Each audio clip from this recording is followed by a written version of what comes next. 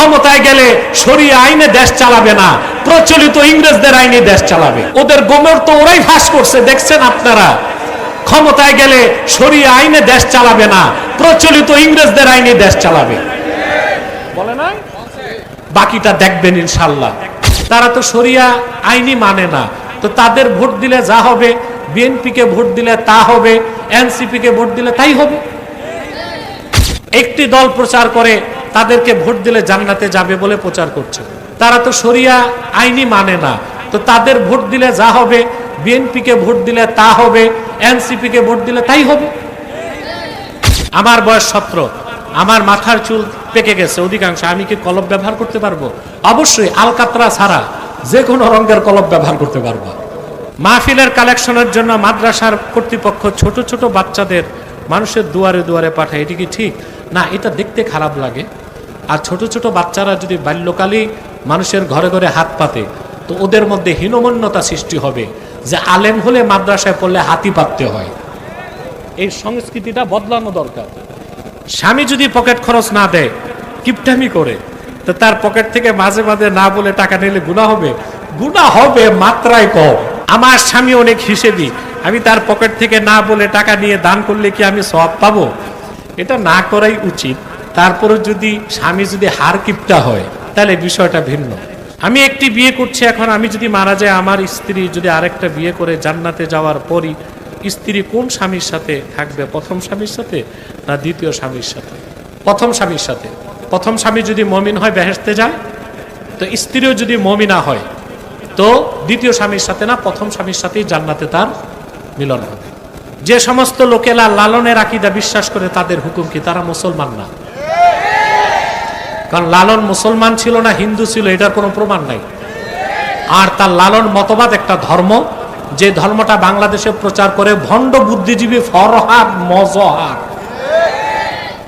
এটা কুফরি মতবাদে ভরপুর। যে সমস্ত লোকেরা লালনের অনুষ্ঠানে টাকা দিয়ে সহযোগিতা করে, তাদের হুকুম কি?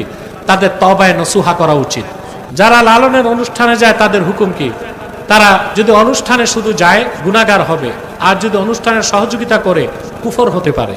কারণ ইআনাতুল কুফফারি কুফরুন, কাফেরদেরকে কুফরি কাজে সাহায্য করাও কুফরি। গজলের মধ্যে বাজনা বাজানোর নিয়ম কি? না, হাম নাত ইসলামী সঙ্গীত বা গজল কোনো কিছুতে বাজনা মাজামির থাকতে পারবে না। মাজামির আসলেই সেটা আর গজল থাকবে না, সেটা গান বলা হবে। 10 ভিন্ন জিনিস। যে ব্যক্তি জুমার নামাজ পড়ে না সে কেমন? 3 জুমা যে বিনা কারণে একসাথে ছাড়ছে সে মুনাফেক। আর যে একদম জুমা পড়ে না, এটারে মুসলমান বলার আমার কাছে কোনো নিয়ম নাই। কাউকে 1000 টাকা উধার দিলে 1 মাস পরে 1100 টাকা দিলে সুদ হবে কি? অবশ্যই। এইটা সুদ না হইলে আর কোনটা সুদ? এমন হয় ইউনুস সাহেবের মুরিদ। মোহরানার টাকা, এটা তো মাইক্রো ক্রেডিট। 1000 টাকা 100 টাকা মাইক্রো ক্রেডিট না, ক্ষুদ্র ঋণ না? এটাই তো ইউনুস সাহেব কইরা নোবেল পাইছে। মোহরানার টাকা কখন দিতে হয়, না দিলে কোনো ক্ষতি? সুন্নাত হচ্ছে মোহর আদায় করার পর স্ত্রীকে স্পর্শ করা।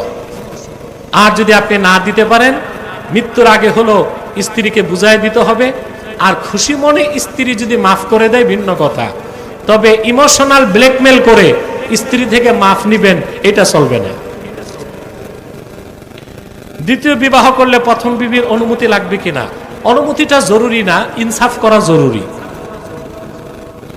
মহিলারা দ্বিতীয় বালেগা মেয়েকে দুলাভাইয়ের সাথে দেখা করতে বলে, এটা কি জায়েজ? মানে দুলাভাই তার, এটা ঘুরায় প্রশ্ন করছেন কেন? দুলাভাই তার শালীর সাথে দেখা করতে পারবে কিনা, এটা প্রশ্ন হইতে পারে। না, পারবে না। যদি সাক্ষাৎ করে কথা বলে, নেকাব থাকবে, হেজাব থাকবে, পর্দার মাধ্যমে।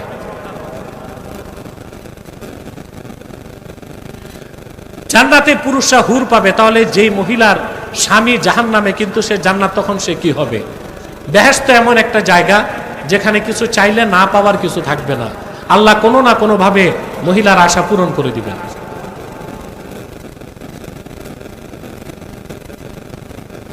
এক ভাই প্রশ্ন করেছেন, নবীজি আমার মুহাম্মদ সাল্লাল্লাহু আলাইহি সাল্লামের পিতা মাতা কি জান্নাতি? অবশ্যই।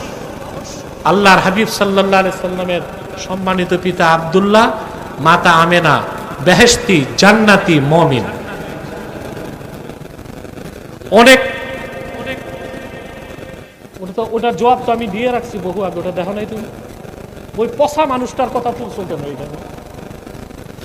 নবীজি হযরত মুহাম্মদ সাল্লাল্লাহু আলাইহি ওয়াসাল্লামের পিতা মাতা যে মৌলবী বলবে জাহান্নামী, সে গোমরা এবং পথভ্রষ্ট।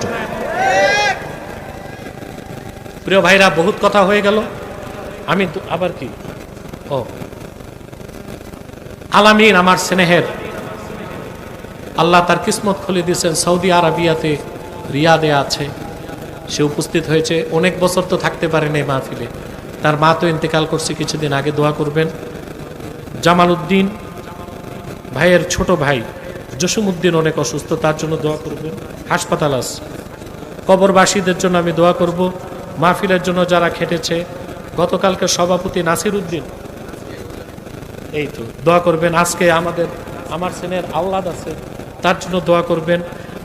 মাহফিল কমিটিতে যারা খুব বেশি পরিশ্রম করছে, আবু সুফিয়ান চৌধুরী, তারপরে আজহার কোথায়, তারপরে রফিকুল ইসলাম কোথায়, এদের জন্য দোয়া করবেন। যুবকরা অনেক খাটছে, ওদের জন্য অনেক দোয়া করবেন। যুবকরা না থাকলে মুরব্বীরা মাহফিল করতে পারতো না। আলহামদুলিল্লাহ, সবার সহযোগিতায় মাহফিলটা হচ্ছে, আলহামদুলিল্লাহ। আমি সবার জন্য দোয়া চাই। আসুন ভাই, একটু সালাত ও সালাম করে তওবা করে নিব, যেন আল্লাহ আমাদের দোয়া কবুল করেন। মহব্বতে সাল্লাল্লাহ। তুমি তোমার ফোর্স রেডি?